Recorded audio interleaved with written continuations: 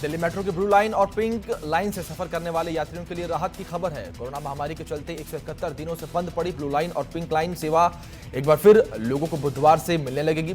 DMRC ने कहा कि दिल्ली मेट्रो 171 दिनों के बाद बुधवार से ब्लू लाइन द्वारका सेक्टर 21 से इलेक्ट्रॉनिक सिटी वैशाली और पिंक लाइन मजलिस पार्क से शिव विहार तक सेवाएं शुरू कर रही है। डीएमआरसी 9 और 10 सितंबर को सुबह और शाम के समय ब्लू लाइन पर 66 ट्रेनें चलाएगा।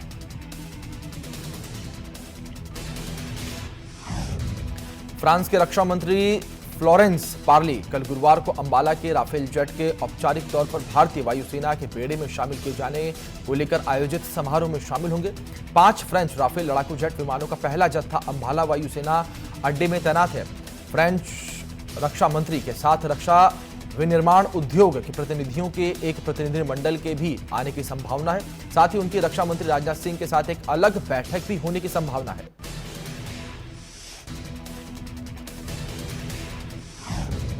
रिया की गिरफ्तारी के बाद देर रात कोर्ट का फैसला भी आ गया है। कोर्ट ने रिया के वकील की ओर से डाले गए जमानत की अर्जी को खारिज करते हुए 14 दिनों की न्यायिक हिरासत में रखने का फैसला सुनाया है।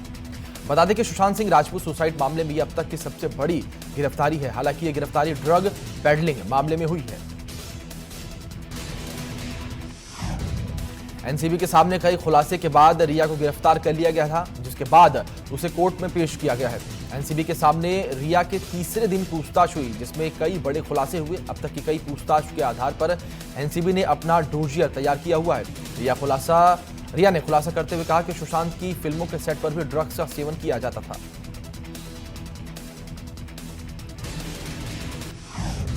रिया चक्रवर्ती को 14 दिन की न्यायिक हिरासत में भेज दिया गया है। रिया चक्रवर्ती को 22 सितंबर तक जेल में रहना होगा।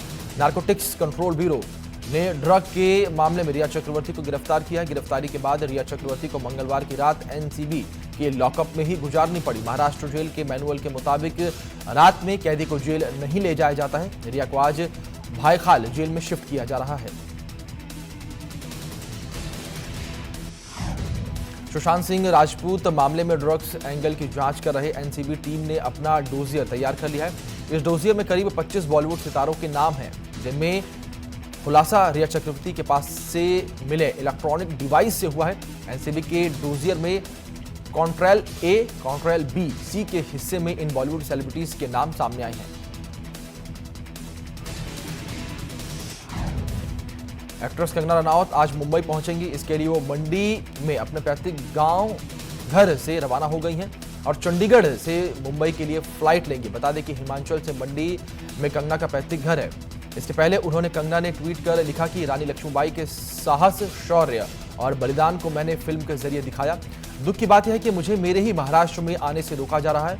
मैं रानी लक्ष्मीबाई के पद चिन्हों पर चलूंगी, ना डरूंगी ना झुकूंगी। गलत के खिलाफ मुखर होकर आवाज उठाती रहूंगी। जय महाराष्ट्र, जय शिवाजी। महाराष्ट्र के नासिक में आज तड़के 3.2 की तीव्रता का भूकंप आया।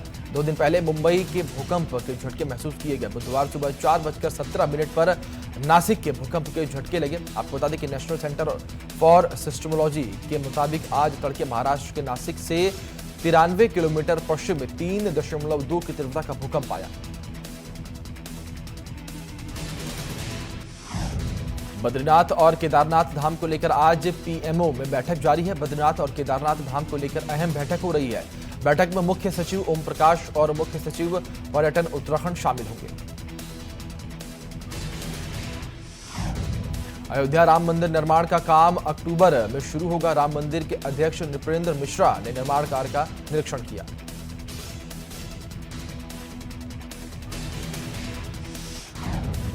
कोरोना टेस्ट को लेकर दिल्ली के मुख्यमंत्री केजरीवाल ने बड़ा ऐलान किया है। अब बिना डॉक्टर्स की पर्ची के कोरोना टेस्ट हो सकेगा। पहले डॉक्टर से लिखवाना जरूरी होता था। भारत में कोरोना के मामलों की रफ्तार थमने का नाम नहीं ले रही है। यहां रोज आ रहे नए मामलों ने दुनिया भर के देशों को पीछे छोड़ दिया है। 24 घंटे में 89,706 नए केस सामने आए हैं, जबकि 1,115 लोगों की मौत हुई है। 43,70,129 कुल मरीजों की संख्या हो चुकी है।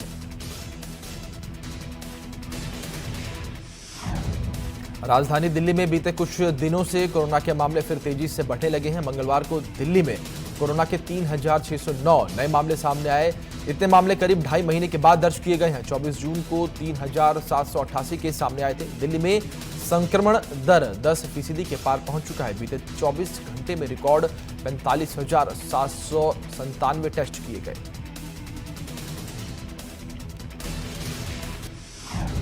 यूपी में कोरोना मरीजों की संख्या में इजाफा हुआ है। 24 घंटे में 6,743 नए मरीज सामने आए हैं। एक दिन में कोरोना से 77 लोगों की मौत हो चुकी है। यूपी में कोरोना मरीजों की संख्या बढ़कर 2,78,473 हो गई है।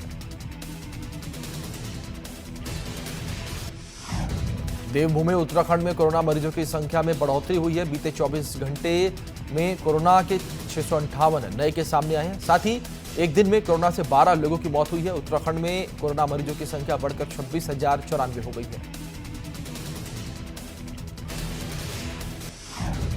रामपुर से समाजवादी पार्टी के सांसद आजम खान को इलाहाबाद हाईकोर्ट से बड़ी राहत मिली है। आजम खान के हमसफर रिजॉर्ट को गिराए जाने के आदेश को हाईकोर्ट ने रोक दिया है। साथ ही रामपुर विकास प्राधिकरण के ध्वस्तीकरण आदेश को गलत माना है।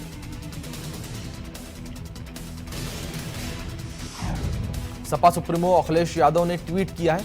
अखिलेश ने लिखा, आइए युवाओं व उनके परिवार की बेरोजगारी बेकारी के इस अंधेरे में हम आज रात 9 बजे 9 मिनट के लिए बत्तियां बुझाकर क्रांति की मशाल जलाएं, उनकी आवाज में आवाज मिलाएं।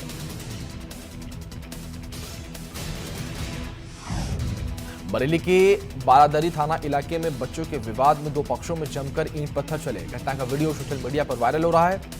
मामले में पुलिस ने 4 लोगों के खिलाफ मुकदमा दर्ज किया है। पुलिस वीडियो के आधार पर आरोपियों की पहचान कर रही है।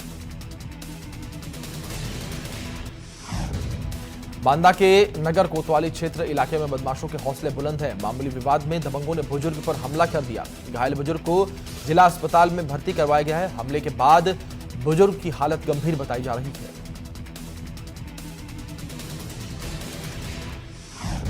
बुलंदशहर के औरंगाबाद इलाके में बिजली विभाग की टीम पर हमला हुआ है। बिजली चोरी पकड़ने गई टीम पर ग्रामीणों ने हमला कर दिया। बिजली विभाग की टीम के साथ ग्रामीणों ने हाथापाई की। हाथापाई के दौरान एक संविदा कर्मी घायल हो गया। बताया जा रहा है कि बिजली कनेक्शन काटने पर ग्रामीण भड़के थे।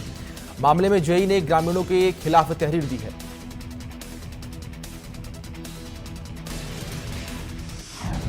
पीलीभीत में गायब परिवार के सदस्य रामअवतार का शव भूसे में मिलने से सनसनी फैल गई। बताते चले कि रामअवतार 3 दिन से परिवार समेत गायब था। परिवार के 4 लोग अभी भी लापता हैं। पुलिस पत्नी और बच्चों की तलाश कर रही है।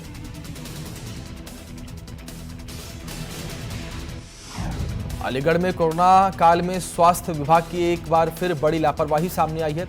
क्वारसी थाना क्षेत्र में दीनदयाल हॉस्पिटल में उपयोग में लाई गई 6 पीपीई किट रोड के किनारे फेंक दी गई।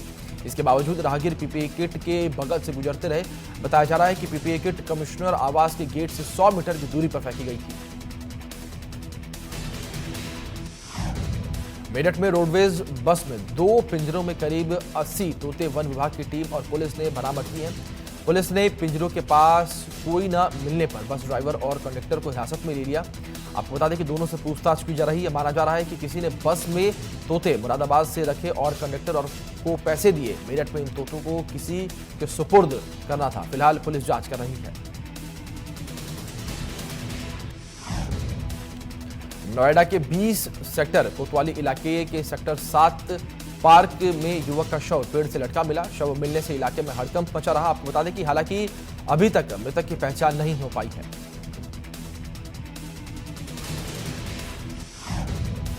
हमीरपुर के सदर कोतवाली क्षेत्र में बेतवा पुल है। घरेलू कलह के चलते एक अधेड़ ने नदी में छलांग लगा दी। पुलिस को सूचना दी गई, लेकिन युवक तब तक नदी में समा चुका था। पुलिस ने गोताखोरों की मदद से घंटों सर्च अभियान चलाया, लेकिन युवक का पता अभी तक नहीं चल सका है। मुरादाबाद में रिक्शा चालक ने अपने बच्चे का सौदा करके 2 महीने के बच्चे को 49,000 रुपए में बेच दिया। बताया जा रहा है कि युवक पैसे के न होने और बच्चों की परवरिश के लिए ई रिक्शा खरीदना चाहता था। बताते चले कि रिक्शा चालक के 2 बेटे पहले से हैं। बच्चे की मां ने मामले की जानकारी पड़ोसियों को दी। पड़ोसियों ने बच्चा खरीदने वाले दंपत्ति से बच्चे को वापस ले लिया।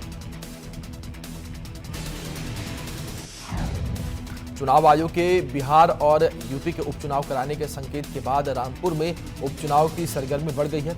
बसपा ने उपचुनाव में बढ़त बनाते हुए अपना प्रत्याशी घोषित कर दिया है। बसपा मुखिया मायावती ने स्वार के चेयरमैन शफीक अहमद अंसारी को अपना प्रत्याशी बनाया है। सोनभद्र में जमीनी विवाद को लेकर एक दलित परिवार पर कुछ दबंगों ने जानलेवा हमला कर दिया। जनपद के अनपरा थाना से महज 100 मीटर दूरी की घटना बताई जा रही है और इस मारपीट का वीडियो वायरल हो रहा है, जिसमें कुछ लोग मिलकर एक महिला और एक युवती को पीट रही हैं। ये पूरा विवाद जमीन को लेकर हुआ है। आपको बता दें कि मामला पहले से ही कोर्ट में है, इसके बावजूद दबंगों ने जमकर मारपीट की है। तो वहीं इस मामले में पुलिस ने एससीसी और एसटी एक्ट समेत मारपीट का मामला दर्ज कर लिया है और आगे की विधिक कार्रवाई कर रही है।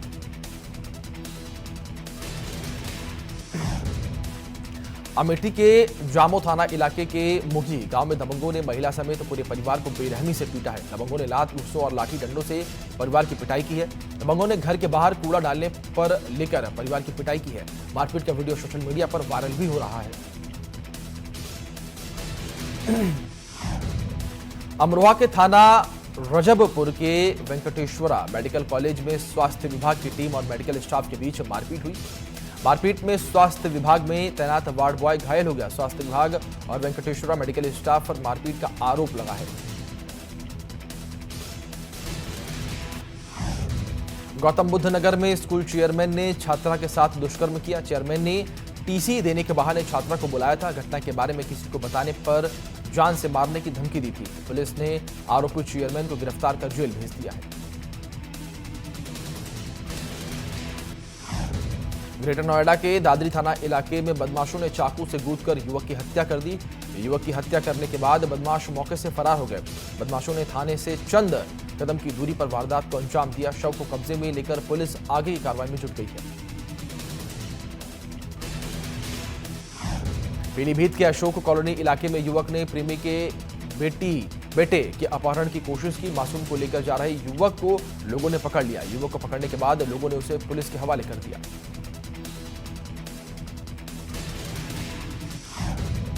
मेरठ में थाना मेडिकल क्षेत्र के जागृति विहार में बाइक सवार बदमाशों ने ज्वेलर्स के बेटे को गोली मार दी। बता दें कि दिन दहाड़े 4 अज्ञात बदमाशों ने ज्वेलरी शोरूम पर धावा बोला। बदमाश ज्वेलर्स से 10 लाख रुपए और 5 किलो चांदी लूटकर फरार हो रहे थे। इसी बीच व्यापारी के बेटे ने आरोपियों को पहचान लिया। बदमाशों ने जाते जाते व्यापारी के बेटे को गोली मार दी। गोली लगने से व्यापारी के बेटे की मौके पर ही मौत हो गई।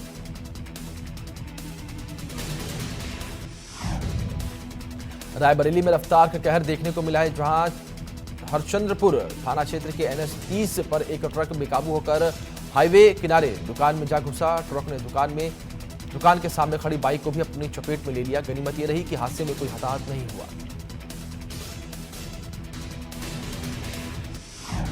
ग्रेटर नोएडा में दबंगों का आतंक लगातार जारी है। सूरजपुर थाना क्षेत्र के Paramount Golf Forest society gate पर तेज रफ्तार कार सवार दबंगों ने उत्पात मचाया। दबंगों ने सोसाइटी के गार्ड के साथ मारपीट की पूरी वारदात वहां लगे सीसीटीवी कैमरे में कैद हो गई।